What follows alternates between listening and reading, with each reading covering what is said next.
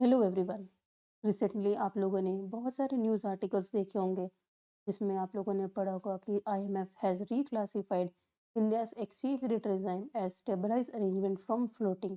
मतलब आईएमएफ ने इंडिया के एक्सचेंज रेट रिजाइम को फ्लोटिंग से चेंज करके स्टेबलाइज अरेंजमेंट मतलब फिक्स की तरफ चेंज कर दिया गया। आइए हम इस कॉन्सेप्ट के बारे में और इससे रिलेटेड पूरे न्यूज़ के बारे में स्टडी करते हैं। सबसे पहले बेसिक कॉन्सेप्ट की एक्सचेंज रेट होता क्या है। Exchange rate is a rate at which one currency will be exchange for another currency. मतलब एक करेंसी के बदले दूसरी करेंसी कितनी मिलेगी वो एक्सचेंज रेट होता है। नॉर्मल टर्म में भी अगर हम एक चीज़ को दूसरे के बदले में ट्रेड करते हैं उसे एक्सचेंज कहा जाता है। फॉर एग्जाम्पल अगर हमें $1 चाहिए तो उसके लिए हमें आज के रेट में 83 रुपीज़ देने पड़ेंगे, तब जाके हमें $1 मिलेगा। ये एक्सचेंज रेट होता है बिटवीन टू कंट्रीज और इसी के बेसिस पे ट्रेड और मूवमेंट ऑफ गुड्स और मनी होता है बिटवीन द कंट्रीज और ग्लोबल ट्रेड फंक्शन करता है। इसके दो पार्ट्स होते हैं, मेजरली दो पार्ट्स में वो डिवाइडेड होता है। पहला है फिक्स एक्सचेंज रेट और दूसरा floating exchange. Fixed exchange rate is a system in which government tries to peg the value of its currency to another currency or the price of goods। इसमें क्या है कि गवर्नमेंट जो है, government का intervention होता है। वो अपने करेंसी को, रेट को दूसरे की करेंसी से फिक्स कर देती है या फिर रेट ऑफ गोल्ड या प्राइस ऑफ गोल्ड से फिक्स कर देती है। इसमें मार्केट डायनामिक्स का कोई रोल नहीं होता। दूसरा जो है floating exchange rate. It is a system in which the interplay of market forces of demand and supply determine the currencies value. अब मार्केट में, ग्लोबल मार्केट में कौन सी करेंसी की ज़्यादा डिमांड है उसके बेसिस पे एक कंट्री से दूसरे कंट्रीज का डिमांड और सप्लाई के बेसिस पे ही वो एक्सचेंज रेट डिटरमाइन हो। करंटली जो डॉलर जो है वो हाई वैल्यूड करेंसी है।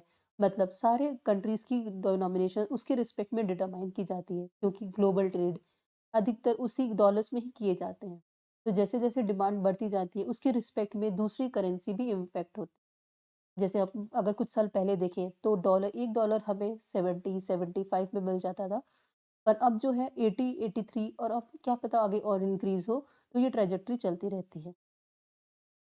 इसमें फ्लोटिंग एक्सचेंज रेट में दो कॉन्सेप्ट आते हैं, एप्रिसिएशन और डेप्रिसिएशन। एक हम एग्जांपल लेते हैं, जो करंट मार्केट रेट है, जो करंट ग्लोबल रेट है, $1 हमें मिल रहा है 83 रुपीज। अगर इन फ्यूचर $1 85 का हमें मिलता है तो इससे क्या रिफ्लेक्ट होता है कि डॉलर जो है और स्ट्रांग हो रहा है और इंडियन रुपी जो है वो वीक हो रहा है। तो इसमें क्या है, हमारी जो करेंसी है वो डेप्रिसिएशन की तरफ जा रही है, डेप्रिशिएट हो रही है। उसी के रिस्पेक्ट पे अगर हम देखें कि रुपी अभी अभी $1 जो 83 में मिल रहा है वो फ्यूचर में $1 अगर 80 का मिलने लगे तो ये क्या रिफ्लेक्ट करेगा कि डॉलर जो है वो वीक हो रहा है और हमारी जो कंट्री है वो अप्रिशिएट हो रही है, स्ट्रांग बन रही है। तो ये बेसिक फंडामेंटल्स है जो आप लोगों को पता होने चाहिए। अब हम देखेंगे कि नेक्स्ट न्यूज़ में क्या था। रिसेंटली क्या है, हर साल आईएमएफ अपने आर्टिकल 40 के अंडर 14 के अंडर रिव्यू करता है कंट्रीज की पॉलिसीज में। इसमें वो देखता है कि कंट्रीज की मॉनेटरी पॉलिसी या इकोनॉमिक फंडामेंटल जो है वो कैसे चल रहे हैं। इसी चीज़ को स्टडी करते हुए उन्होंने क्या किया, इंडिया के दिसंबर से अक्टूबर के एक्सचेंज रेट डेटा को देखा कि इंडिया में एक्सचेंज रेट कैसे शिफ्ट हो रहा है। तो उन्होंने देखा कि जो एक्सचेंज रेट है वो सिर्फ 1 रुपये के हिसाब से चेंज हुआ है। दिसंबर 22 में अगर हम करंट भी देखें तो 82 था और दिसंबर 23 में जो डॉलर का जो रेट है वो 83.25 है। तो इस बेसिस पे आईएमएफ ने ये कहा कि इंडिया ने हाईली एक्सीड किया है नेसेसरी लेवल्स ऑफ इंटरवेंशन। मतलब कि यहाँ पे गवर्नमेंट का इंटरवेंशन हुआ है जिसकी वजह से एक्सचेंज रेट में बहुत ज़्यादा फ्लक्चुएशंस नहीं हुई हैं। वहीं हम अगर कंपेयर करेंगे वर्ल्ड की दूसरी कंट्रीज से, वहाँ पे क्या है, ग्लोबल सिनारियोज, वॉर्स और अनसर्टेनिटीज की वजह से काफ़ी ज़्यादा एक्सचेंज रेट में फ्लक्चुएशंस देखने को मिले, उतार चढ़ाव देखने को मिला है, जो कि इंडियन एक्सचेंज रेट में नहीं दिखा। इस बेसिस पे उन्होंने कहा है कि इंडिया की जो जब एक्सचेंज रेट रिजाइम है उसको फ्लोटिंग से स्टेबलाइज्ड अरेंजमेंट की तरफ शिफ्ट कर दिया गया है। आईएमएफ मानती है कि इन कंट्रीज को इंटरवीन नहीं करना चाहिए एक्सचेंज रेट को इन्फ्लुएंस करने में। वो मार्केट डायनामिक्स पे छोड़ देना चाहिए, तभी हमारा फ्री फ्लो ऑफ ट्रेड होगा, ट्रांसपेरेंसी मेंटेन होगी। और अगर गवर्नमेंट्स इंटरवेंशंस करती भी हैं तो वो सिर्फ सडन वोलेटिलिटी मतलब अनसर्टेन सिनेरियोज को, इकोनॉमिक को स्टेबल बनाए रखने के लिए ही करना चाहिए। तो इस बेसिस पे आईएमएफ ने इस डेटा को, सिर्फ ये दिसंबर से अक्टूबर तक के डेटा को उन्होंने मॉनिटर किया और इस बेसिस पे उन्होंने कह दिया कि इंडिया ने इंटरवेंशन किया, इंडिया के सेंट्रल गवर्नमेंट ने, मतलब कि आरबीआई ने इंटरवेंशन किया है। अब अब इस चीज़ को देखते हुए ये न्यूज़, जैसे अगर आईएमएफ है, जैसे इंटरनेशनल ऑर्गेनाइजेशन है, अगर वो कोई भी डेटा या रिपोर्ट रिलीज करती है तो ऑल ओवर न्यूज़ बनती है, जिससे इन्वेस्टर्स भी पढ़ते हैं, इन्वेस्टर के सेंटिमेंट्स में भी चेंजेस होते हैं। इस चीज़ को काउंटरैक्ट करते हुए आरबीआई के गवर्नर शक्तिकांत दास ने अपना रिप्लाई दिया कि जो ये आईएमएफ ने अपना जो रिव्यू दिया है, अपना आईएमएफ ईयरली रिव्यू निकाला है, वो गलत है, अनजस्टिफाइड है। वो किस बेसिस पे कहा उन्होंने कि सबसे पहली चीज़ कि जो आईएमएफ ने जो डेटा लिया है बहुत शॉर्ट पीरियड का लिया है, मतलब 6 से 8 मंथ का डेटा लिया है। अगर हम लॉन्ग टर्म पे देखें, जो कि यूजुअली इकोनॉमी में होना चाहिए, 4 से 5 साल का डेटा लेके तभी कोई एनालिसिस निकालना चाहिए कि 2019 में जो हमारा डॉलर का रेट चलता था 70 रुपीज़ चलता था, और वही 2023 में वो $1 बन के गया 82-83 के अराउंड आजकल चल रहा है।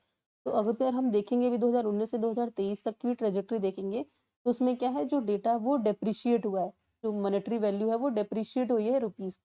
तो अगर लॉन्ग टर्म में अगर हम देखेंगे तो आईएमएफ जो कहना चाह रहे हैं वो सही नहीं है। दूसरा पॉइंट जो आरबीआई ने कहा कि India compliance with SDDS outline by the IMF, मतलब स्पेशल डेटा डिसेमिनेशन स्टैंडर्ड्स को इंडिया फॉलो करता है। अगर इंटरवेंशन करता है तो उससे रिलेटेड सारे जो डेटाज हैं, जो सारी एक्टिविटीज़ हैं, इंटरवेंशंस हैं, उसके सारे डेटा आईएमएफ तक जाते हैं और वो प्योरली ट्रांसपेरेंसी पे बेस्ड होते हैं, कुछ भी हिडन नहीं होता। फॉरेक्स इंटरवेंशंस मतलब, इस चीज़ को मैं एक बार आप लोगों को एक्सप्लेन करती हूँ कि मान लीजिए डॉलर की डिमांड बहुत ज़्यादा मार्केट में बढ़ गई है, तो आरबीआई क्या करेगा, वो अपने रिजर्व से उन डॉलर्स को मार्केट में रिलीज कर देगा, ताकि जो डिमांड जो है, जो एक्सेस डिमांड है, उसको कंट्रोल कर लिया जाए। इससे क्या है, स्टेबिलिटी बनी रहती है, बहुत ही ज़्यादा वोलेटिलिटी नहीं आती। तो ये हो गया फॉरेक्स इंटरवेंशन। नेक्स्ट जो बात उन्होंने की थी, तीसरा point, strong macro economic fundamentals. India का जो करंट सिनारियो चल रहा है, उसमें जो इकोनॉमिक फंडामेंटल्स है काफ़ी स्ट्रॉन्ग उभर के आ रहे हैं। जैसे कि हम देखेंगे करंट अकाउंट डेफिसिट में इंप्रूवमेंट हो रहा है, एक्सपोर्ट और इंपोर्ट में हम ज़्यादा एक्सपोर्ट कर रहे हैं, काफ़ी कंट्रीज से हमारे ट्रेड इंप्रूव हो रहे हैं, ऑल्दो बहुत ज़्यादा ही नहीं पर इंप्रूव हो रहे हैं, वो पॉजिटिव ट्रेजेक्टरी की तरफ जा रहे हैं। और फिर रिवाइवल ऑफ कैपिटल इन्फ्लोस, इन्वेस्टर्स का इंटरेस्ट हमारी तरफ बढ़ रहा है। फॉरेन रिजर्व्स हमारे काफ़ी अच्छे हैं, जैसे कि अभी आप रिसेंट दिसंबर में अगर डेटा देखा हो तो 600 प्लस बिलियन हमारा यूएस डॉलर फॉरेक्स रिजर्व चल रहा है।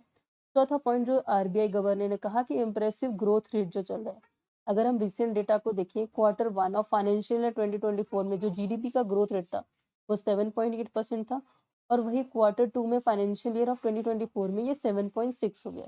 तो ये पॉजिटिव है, जहाँ बाकी कंट्रीज और वर्ल्ड मीडिया ने और बाकी सब ऑर्गेनाइजेशंस ने बिलो 7% का दावा किया था, वहीं पे इंडिया ने काफ़ी इंप्रेसिव रिजल्ट दिए हैं जीडीपी ग्रोथ रेट में, 7.8 और 7.6%। इन बेसिस पे आरबीआई ने, इन सब बेसिस पे आरबीआई ने कहा कि आईएमएफ ने जो हमें फ्लोटिंग से हटाकर फिक्स की तरफ स्टेबलाइज अरेंजमेंट कहा है, वो सही नहीं है। इसके साथ साथ आरबीआई गवर्नर ने एक और बात कही कि इमर्जिंग जो कंट्रीज होती हैं, जैसे हमारी कंट्री इंडिया है, डेवलपिंग नेशन है, उसमें क्या है, जो अगर डेवलप्ड कंट्री कोई पॉलिसीज बनाती है या कोई चेंजेस करती हैं अपनी मॉनेटरी पॉलिसी में, उसका डायरेक्टली इम्पैक्ट आता है हमारे ऊपर। फॉर एक एग्जांपल लेते हैं, अगर गवर्नमेंट बॉन्ड इशू करता है यूएस, या फिर उनके रेट्स हाई करता है, तो इन्वेस्टर्स क्या आते हैं हमारे यहाँ से, इमर्जिंग इकोनॉमी से पैसा लेके यूएस मार्केट में उसको इन्वेस्ट करते हैं, जहाँ पे उन्हें बेटर इंटरेस्ट रेट पे बेटर एडवांटेजेस मिलते हैं, बेटर रिटर्न्स मिलते हैं। तो इस सिचुएशन में वो हमारे लिए सही नहीं होता। ऐसे सिचुएशंस को भी डील करने के लिए इंडियन गवर्नमेंट को या फिर इमर्जिंग इकोनॉमीज की गवर्नमेंट, सेंट्रल बैंक्स को इंटरवेंशंस करने पड़ते हैं। पूरी चीज़ें हमें ब्लैक एंड व्हाइट में नहीं देखना चाहिए। कंट्रीज को अपनी पर्सपेक्टिव से भी इकोनॉमिक सिनेरियो को जज करते हुए एक्शंस लेने पड़ते हैं। ये कहना था हमारे गवर्नर का। तो होपफुली आपको ये कंटेक्स्ट समझ में आ गया होगा, न्यूज़ समझ में आ गई होगी। अब हम बेसिक्स पे जाते हैं कि आरबीआई के बारे में थोड़े 1-2 बेसिक्स समझ लेते हैं कि आरबीआई एस्टैब्लिश हुआ था 1 अप्रैल 1935 में in accordance with the provisions of reserve bank of India act 1934। ये एक्ट आया था, उसके अकॉर्डिंग ही आरबीआई एस्टैब्लिश हुआ। आरबीआई का हेडक्वार्टर है मुंबई में, और इसे नेशनलाइज किया गया था 1949 में, जिसके बाद से वो fully owned by the government of India है। अगर हम मेजर फंक्शंस की बात करें, आरबीआई करता क्या है, issue of bank notes, maintain price stability, operate the currency and credit system, और साथ साथ में मॉनेटरी पॉलिसी फ्रेमवर्क देता है कि इन्फ्लेशन ज़्यादा ना बढ़े। एक परफेक्ट गाइडलाइन है जो 4 to 6% ±2 के रेंज में वो चलता रहता है। जैसे 2 to 6% के रेंज में इन्फ्लेशन मेंटेन करना, ये आरबीआई की जिम्मेदारी है। होपफुली आपको ये लेक्चर समझ में आया होगा, सारे कॉन्टेक्स्ट क्लियर हो गए होंगे। Thank you, have a good day.